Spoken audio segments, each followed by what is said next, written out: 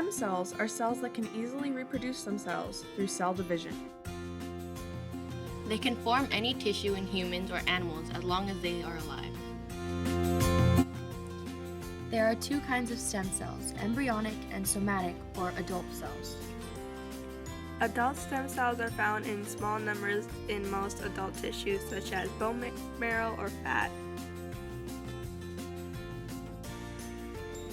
Embryonic stem cells come from human embryos or animal embryos that are 3 to 5 days old. You may wonder what stem cells are used for.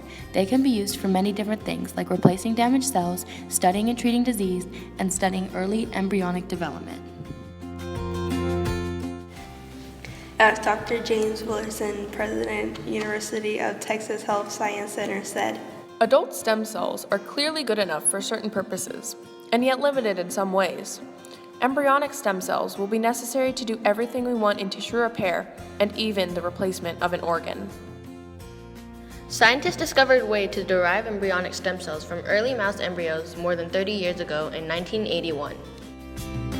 The detailed study of the biology of mouse stem cells led to the discovery in 1998 of a method to derive stem cells from human embryos and grow the cells in the laboratory. now that you know a little more about stem cells, let's take a look at what the public thought about them. Scientists in 1998. When embryonic stem cells were first discovered in 1998, scientists were thrilled. Most scientists were excited at the new properties that embryonic stem cells had, but there was controversy. Scientists accepted the idea right away. This pie chart shows the percentage of people in favor of or against embryonic stem cell research. 72% of people are in favor of the research, while 28% are against it.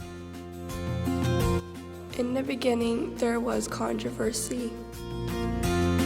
The controversy centered on the moral implications of destroying human embryos. Until recently, the only way to get stem cells for research was to remove the inner cell mass of an embryo and put it in the dish. The thought of destroying a human embryo can be unsettling for some, even if it is only 5 days old.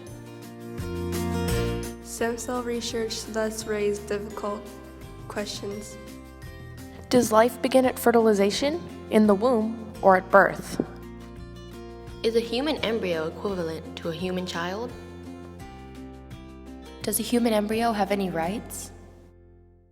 Might the destruction of a single embryo be justified if it provides a cure for a countless number of patients? The questions went on and on. It wasn't until around 2006 when society began to show change on the idea. In 2006, a study was conducted to study exactly how scientists were able to produce embryonic stem cells. From the study, a set of guidelines for using and producing embryonic stem cells erupted.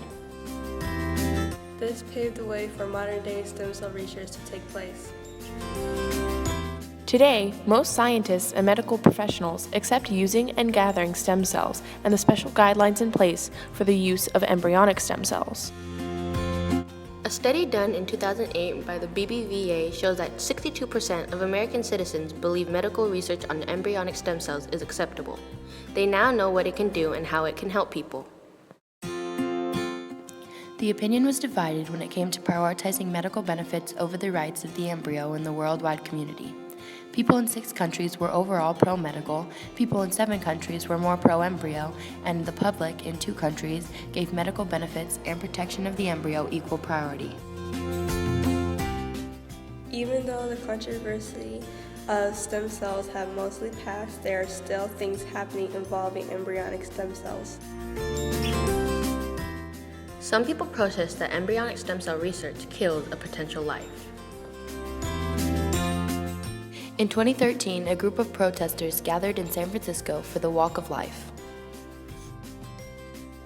This walk emphasizes pro-life and protests abortion and stem cell research. You may even know someone who has benefited from stem cells. And who knows, you may one day benefit from embryonic stem cell research.